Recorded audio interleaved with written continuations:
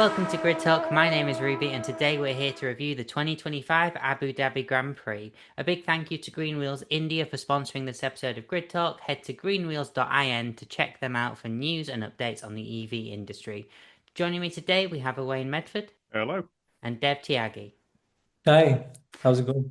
It's going good, and we've just obviously had a brand new champion in Formula One for the first time since 2021. Lando Norris doing everything he needed to this weekend in Abu Dhabi to stave off the late championship charge from Max Verstappen and Lando's teammate Oscar Piastri.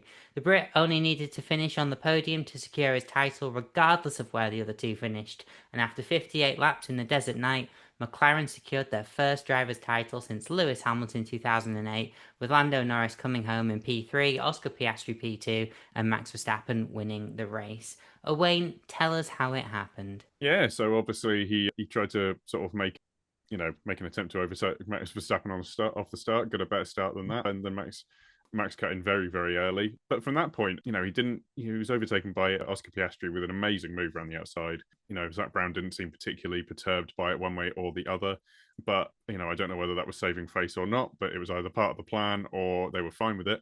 But from that point onwards, I think he drove a great race. He didn't put a foot wrong, had absolutely no troubles whatsoever, executed the strategy that they needed to, did some really, really strong overtaking of admittedly back markers who were on more used tyres.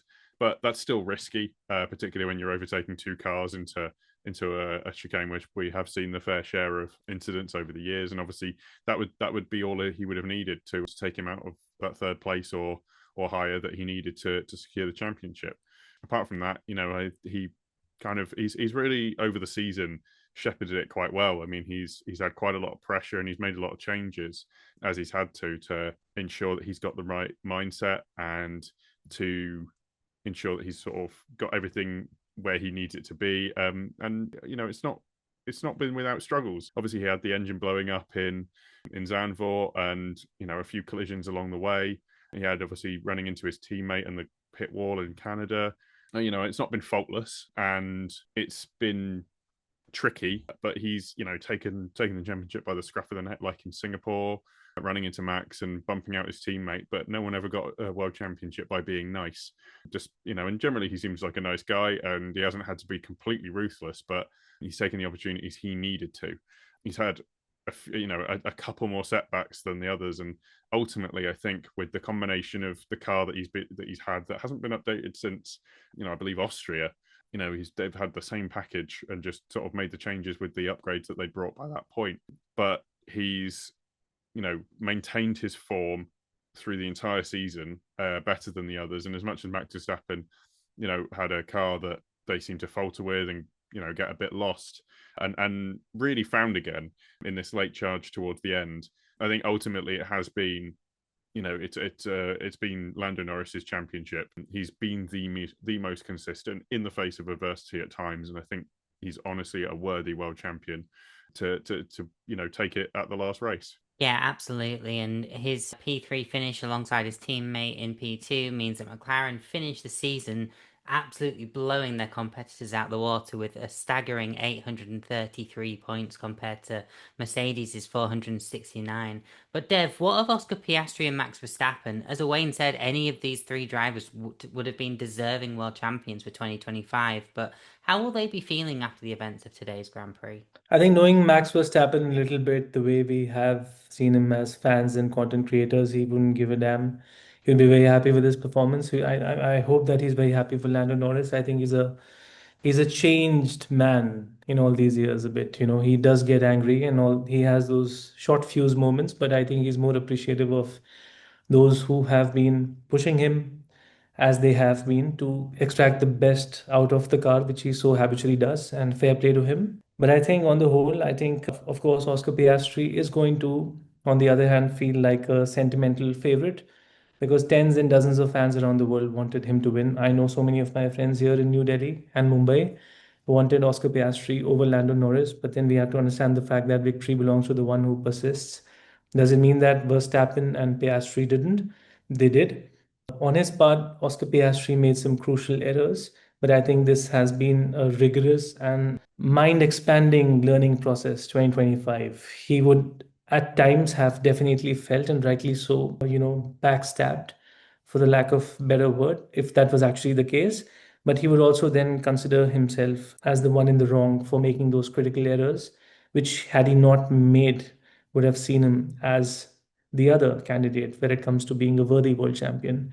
But I think being the fair sportsman that they both are, especially, Oscar Piastri, for starters, who's been appreciative of Lando Norris and hasn't been too vocal about the way he feels disgruntled at the team in which he is at the moment.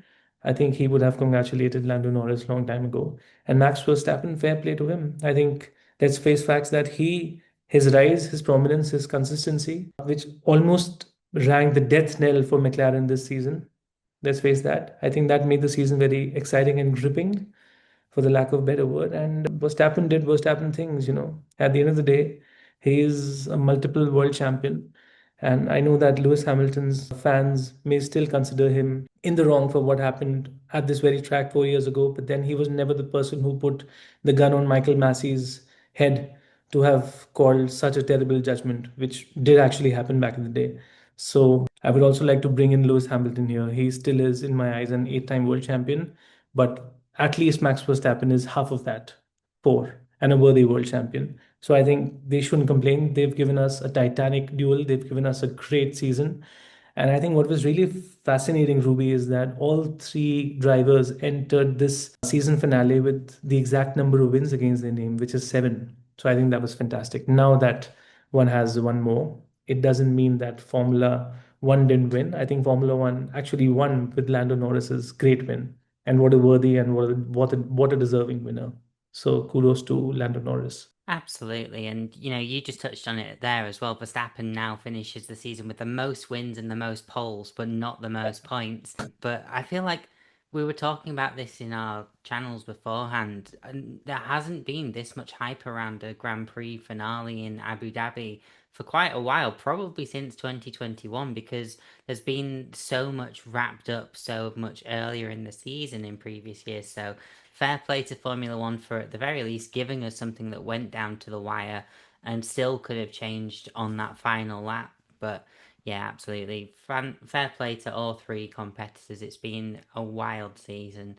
But in terms of the chasing pack, then Owain, P5 for George Russell helps Mercedes secure P2 in the Constructors. Both Ferraris manage a top 10 finish, leaving them in P4. Was it an impressive performance from Charles Leclerc to only be 7 seconds off Lando Norris in the end as well? I think so, just given the nature of the car. Clearly, the Ferrari is a better race car than it is a qualifying car, and I think that's something that they really need to get a handle on. I don't think that Lewis Hamilton is particularly gelled with this set of rules, but either way, I think that there's a lot of thinking to happen over in Maranello, because I know a lot of things are locked in with the next season, but this has been tortuous, really, and it's made getting that, fighting for the Constructors' World Championship even harder. Mercedes have pulled the best out with the car they have, and they've really made use of both of their drivers, who have, I think, done a great job, where maybe other teams haven't done such a good job, or haven't found the sort of right car driver partnership, I would say, to extract the best out of them. That's what Mercedes have done. They weren't so strong in the race today, but it kind of didn't matter. They've done the bulk of the work, and for that reason, it's sort of that's why Russell, despite a sort of worse race today, he didn't have he wasn't great off the line, and he didn't really get back into it, but he obviously plugged away at the race, and because of that, he's able to come away with that fifth place. But yeah, Leclerc, despite having a sort of slightly poorer qualifying, he managed to make it happen in the race, and for a time worried McLaren. I think he was the only real threat to Lando Norris's world championship, really, beyond Max obviously streaking away at the front. But yeah, it wasn't enough, and he fell off. And I think that's ultimately because there's something in the Ferrari that is defective, and in its design, and they really need to get it right next year. So I don't think Ferrari will be looking too fondly on that fourth place. I think they'll be going, it's an impressive P4 in the race, but it's an awful P4 in the constructors, and that's really what they need to be getting right. Yeah, Lewis Hamilton didn't sign to Ferrari as a seven-time world champion to, celebrate starting 15th and finishing P8. But Dev, that charge from P15 to a prospective P6 was stalled somewhat when he came across the back of Esteban Ocon. But I think, in the context of final race of the season, it's still a pretty decent from the forlorn seven-time world champion. It does mean he finishes the season in sixth ahead of Kimi Antonelli, who, despite a decent run of form recently, only managed P15 in today's race. Yeah, but you know what? Fair play to Kimi Antonelli. Let's talk on him at the beginning. Two podiums this year, and proving his detractors wrong that some of them said that he wasn't really F1 ready. But guess what? You are absolutely F1 ready if you could actually clinch two podiums on the same field as a Max Verstappen and Lando Norris, the worthy world champion, and Oscar Piastri and the likes. And of course, life for him hasn't really been any easy off lately. He was given those pathetic death threats by the Verstappen fan club.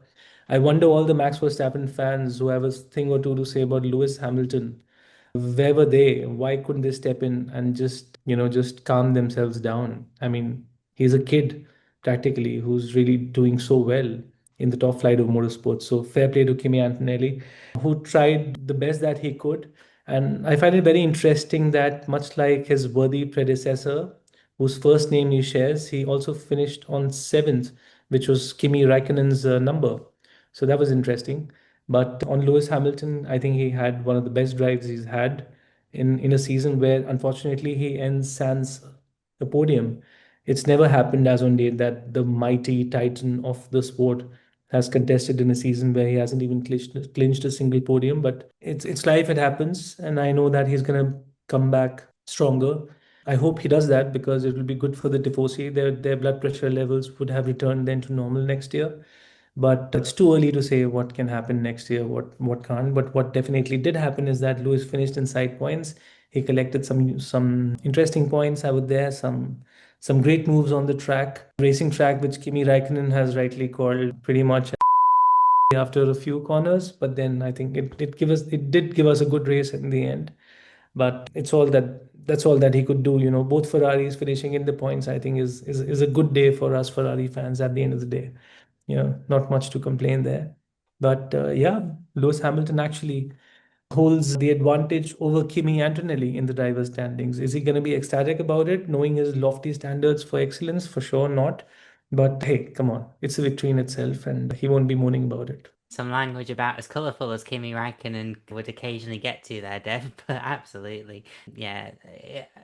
What could have been so much more for Lewis Hamilton given the expectations of 2025, but at the same time, starting P15, there was every potential, I think, based on Lewis's attitude recently for it to stay, not necessarily as a strong performance, but yeah, no, glad to see the back of 2025. I think all Scuderia Ferrari fans will be, including their drivers too. But Owain, as was slightly alluded to, a very strong showing in the final Grand Prix weekend for both Haas and Aston Martin, with both teams securing double points finishes in their scrap for P7 in the Constructors. P6 for Fernando Alonso, who at one point was leading a DRS train involving about half the grid, and a last lap overtake for Lance Stroll of all people saw him making the most of Aston Martin's one-stop strategy. What did you make of the two midfield teams? It's been a bit weird. We haven't really seen too much out of Aston Martin. It's such a tricky car. You can never really predict when it's going to be performant or not. And it's been a difficult sort of year for them. Obviously, they started this era of rules with a huge number of promising finishes, and there's been glimpses of speed. When they've hooked everything up, I think that's just a testament to how narrow and close the field is at this point. And they really hit upon it today. Because of that, unfortunately, it doesn't take them above the Racing Bulls in the standings. They're still in seventh, which is, they were just 3 points off of it. Lance Stroll, obviously, making a small amount of difference, but not a huge amount of difference. But I think it's more because of a race to forget for the Racing Bulls than anything from the Aston Martin. It was a decent enough race, and showed quite good racecraft, and it's how you want to end your season. Just if only so you can have a nice summer break. You really don't want to have a dogged race where everything goes wrong, and it didn't seem to. So, for them, hopefully it's Aston Martin getting things right to sort of get making a sail on the championship next year if they get all the ducks in a row, sort of thing, with that Honda power unit and things like that, and obviously Adrian Newey leading the team. When it comes to Haas, again, they've been tricky all year, and we heard even this weekend, Behrman was surprised at how good the car was at times. So clearly everything was feeling amazing with that particular set of track conditions. Unfortunately, it sort of didn't last super long. Behrman was obviously a bit tricky for some of the drivers. I think Hamilton struggled a little bit to get past him, and then struggled as well to get past Ocon. So clearly there was something in the Haas, which is kind of awful for Ferrari. They need to be faster, but on the flip side, that's great for Haas. They're very clearly doing a lot with the power unit they have as a customer of Ferrari. So again, as much as it didn't really affect the championship, unfortunately for them, they're still down in eighth. I mean, that does mean they get more wind tunnel time, but apart from that, it's not super positive, as you do lose that on that money, and that's really what they're looking for. So yeah, it was a strong enough weekend, but I think that it's only glimpses of speed, but they're still here and kicking around, which is more than can be said for some teams that have been let into Formula One at certain points. So for them, it's better than the worst of what you've seen of some teams, but it's still not amazing. But hopefully onwards and upwards next year. Yeah, not 5 stars for Haas, but 51 stars and stripes. I guess you could try and twist it around, but a 5-star podcast nonetheless. Grid Talk might be considered as. And if you do certainly consider us that way and you are enjoying this podcast, we'd love it if you could take 5 to leave us a 5-star rating on Spotify or a 5-star review on Apple Podcasts. And also, if you're listening and aren't currently subscribed to the channel, please consider helping us out with a like and a subscribe. And on to the second half of this show then. Dev, there's not really a lot to be said for Racing Bulls or Williams, but both teams picking up more penalties than points this weekend. Both their constructor positions all but locked in. Was it just a case of getting through to the end of the season for both outfits who've had up and down races this season? I think Williams wouldn't complain much at the end of the day. They've done what they could. I think fair play to Alex Albon. Actually, he never gets talked about in the same vein of respect and regard, or let's say affinity, which Carlos Sainz gets very naturally, also because he's the ladies' man and he's chilly and a good-looking guy. And now, of course, 2 podiums, and what a mega achievement that is, actually, truth be told. But for me personally, I mean, if you were to ask me, of course, this particular weekend didn't really start off so well for Williams because, in FP3, Williams were extended a fine of 5,000 euros. Let's not forget for that unsafe release with Alex Albon in FP3 at Abu Dhabi. So it just began on a bad note. And then, of course, Carlos Sainz was trying to battle in hard, but then at the end of the day, he manages a P13, and then Alex Albon, gets a 5-seconder. So it couldn't have been any worse. But then P16 is very officially finished. So would he like that? Of course not. It's a bit sour and bitter as compared to what he's done. He gave those tremendous P5, P6 finishes in the first half of the season, and he was the one who was actually dragging this very potent, capable midfield car to the best of its ability. But then on the other hand, what did Liam Lawson in the Racing Bulls encounter? So I think early on there was this scrap that he was having with Ollie Behrman, and of course he was handed 5-second time penalty for driving erratically, and that great battle at turn 8 didn't really go well for him the way he would have wanted.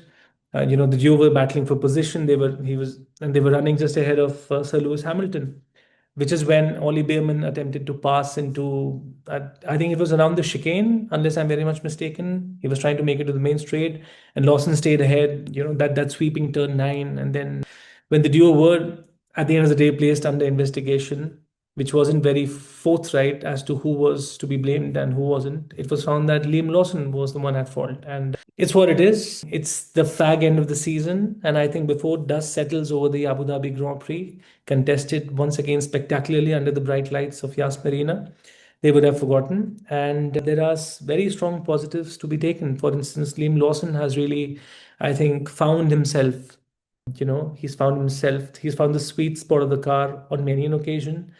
He's looked far more settled and comfortable as the Racing Bulls driver than he was previously. And I think it's fair play to him. They don't have much to complain about. Williams, on the other hand, should be ecstatic because they pulled in a driver who was sort of backstabbed by Ferrari. That's what people's reckoning of what happened to Sainz is. And that very driver ends up with two spectacular podiums at not the easiest of racing tracks, Azerbaijan first and later Qatar. So both amazing performances. And spare a thought for Alex Albon, I would say, the unsung hero at Williams. With all the words and the right phrases coming at the right time. The vowels are also falling in the nice sentences for Mr. James. So everything is good. Definitely a very countdown-esque performance from Williams and James Vowles. But of course, Owain, the end of the 2025 season means we say goodbye to many things. Yuki Tsunoda, Sauber, Renault power units, ground effect cars, and of course DRS.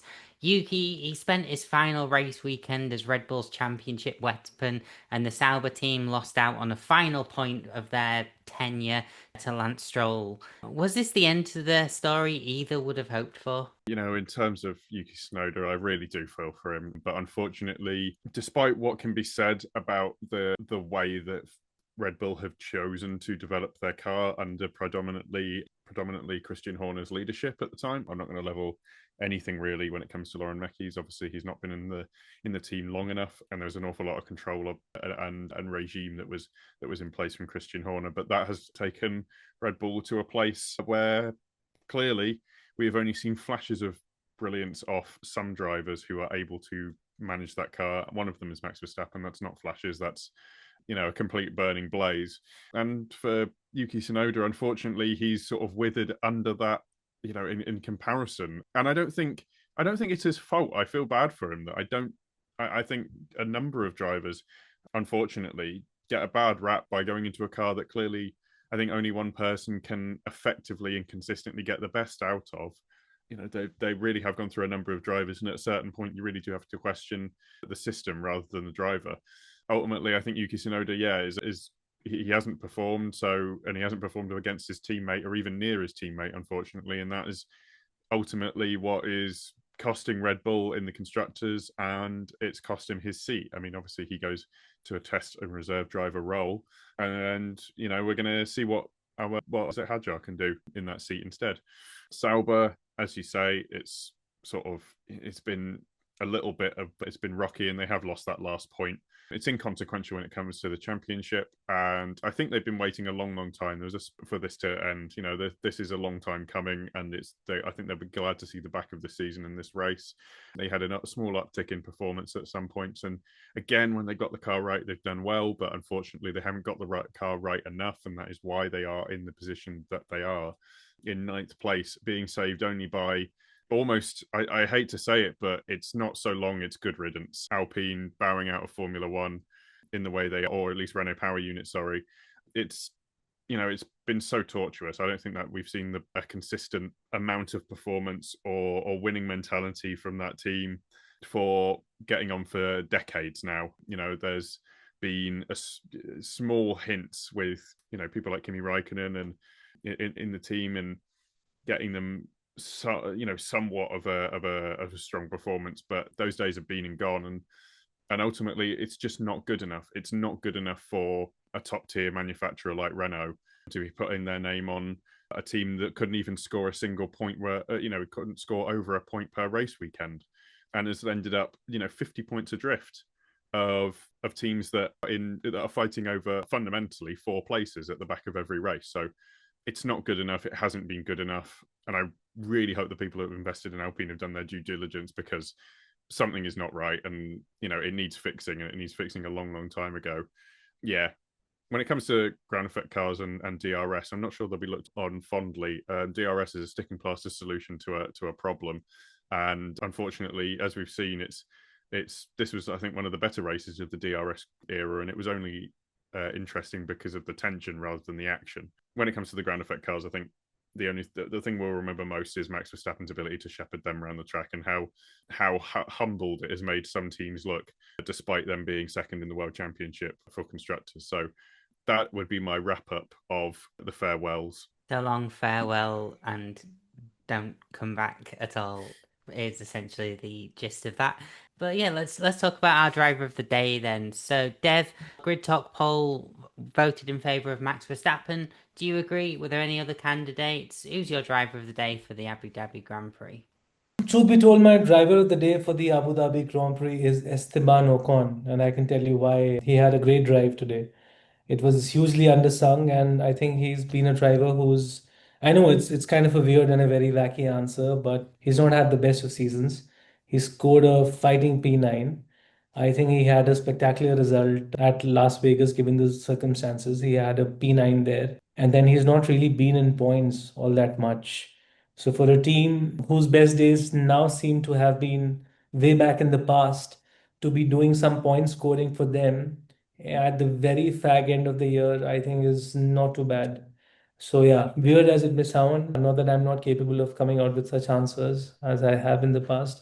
It's for me, it's Esteban Ocon, as the French pronounce him. No, I've screwed up the pronunciation. I can never speak in French. I need to sing the language to understand it. Ocon. Well, absolutely. I can see a justification for that. Starting P8, finishing P7, a strong result, a good defence against a seven-time world champion, hunting him down towards the end. Would have been very easy to fall back towards the end as well. And, actually getting to race at the final race of the season, unlike last year when Alpine unceremoniously dropped him before giving another driver only 3 races to show off. But yeah, And Esteban finishing Ocon. ahead of Gasly, actually, in points in the last race. Exactly, finishing ahead of Gasly for sure. Owain, your driver of the day, please. I've tried to talk myself around in circles on this one. There's a part of me that wants to give it to Max Verstappen. He didn't get sort of caught up in the idea of backing up the McLarens into each other and letting other drivers do his dirty work. He seemed to be completely content to just go and win the race and come what may, everything else, not try and complicate it. But then again, I think it would be understating sort of scorching pressure of being on trying to win your first world championship against against at the time against a 4-time world champion, and then have to come through the field to do it. Lando Norris could have messed up a lot today, and I know that I shouldn't really be giving it based on that, but he didn't. And we've seen many a driver we've seen him mess up when there's a lot of pressure multiple times over the years, but I think he's really matured. And ultimately, I'm going to change my answer. I don't think it is Max Verstappen anymore. I'm switching just a little bit, just to Lando Norris. I think he's made a worthy world champion on it, and he's done everything he needed to do, not just today, but previously. But ultimately, he came into this Grand Prix with sort of margin to burn, and ultimately he still won the world championship by 2 points and done a great job doing it when there were multiple points where it could have gone off the rails in this Grand Prix, but it didn't because of his driving. So for me, it is Lando Norris as driver of the day. Yeah, there was a point when he came out after that first round of pit stops and was behind a gaggle of traffic. I was just like, is this going to be 2010 Vitaly Petrov moment for Fernando Alonso of, Lando Norris pits to cover off someone else and then just never gets the positions back? And as you say, it would have been so easy to succumb to that pressure, make a desperate move and not pull it off, because he did make a very do or die move on Kimi Antonelli that he had to make, and he pulled it off. And, he is the first British world champion since Lewis Hamilton, since Jenson Button, as a new British world champion, I should clarify. But yes, Max Verstappen, Esteban Ocon, Lando Norris. I'm also going to mention Charles Leclerc, Lewis Hamilton, as well as 2 other ones to be contended with. That might have been a sarcastic vote from Tom Downey, but it's a vote nonetheless, so it counts. And yeah, absolutely. Dev, is there anything you want to plug at this opportunity? First of all, I'm glad to have the opportunity of representing Green Wheels India, and it's fantastic collaborating with one of the best podcasts. Not because I get a chance to speak on it, because definitely the work that you guys are doing is commendable. It's consistent. It's full of quality. and it's so very British, which is what I love. I love contributing to Cairo Sports. That's Kyro sports one word.com. I have no idea why we are still not Cairo, probably because we haven't been to Egypt as yet. But pardon the lame joke, we do some cricket content and Formula One content there. I'm trying to be consistent on F1chronicle.com, where I'm grateful to George, England's national treasure, and Jared Patridge for letting me contribute at times on some opinion and analytical pieces. One of which was Fernando Alonso's record at Abu Dhabi Grand Prix, which is done today, and that's pretty much it. Thanks. No worries at all. And Owain, anything you want to plug at this point? I want to plug the real championship that everyone was really caring about and wanted to know the details of and how it finished, which is the Grid Talk Prediction Challenge, which is what we've been doing all year. That's 24 races, and I'll be honest with you, I think it got a bit sort of free in our choices, as we just saw what we could do with that last race of the season, last roll of the dice. And if you go and take a look at Grid Talk UK on all the social media platforms with the app, you can see how awfully I did and the predictions I made. So if you would like to see who was, I don't know, is it champion, is it leader, is it winner, like, surely it's champion now. We'll go with champion. I think I'm going to make a vote for champion. You can see who came out on top over the last 24 races, and you can find that out on at Grid Talk UK on all the social media platforms with the app. I think you'll find it was definitely 100% me that finished the top of this championship, but only if you inverse the results. And if you want to see more from reverse grids. Reverse prediction grids. Yeah, I start off next season with a handicap of 63 points, and that's in the rules now. But no, if you want to hear more from me on social media, I'm at Ruby Rose Price. And Grid Talk is available on YouTube as well as Amazon Fire, Spotify, Apple Music, Verbal and Pocket Casts. Just search Formula One Grid Talk for our back catalogue of shows with previews and reactions to all the race results. Thank you to Jared Bradley and Holly Eagle for supporting us on Patreon. If you want to support the show further, why not sign up to our Patreon for exclusive content? And also make sure you subscribe to the first know when each new episode is released. We'll be back soon with plenty more F1 content. Thank you very much for listening to the Grid Talk podcast, presented by Green Wheels, and goodbye.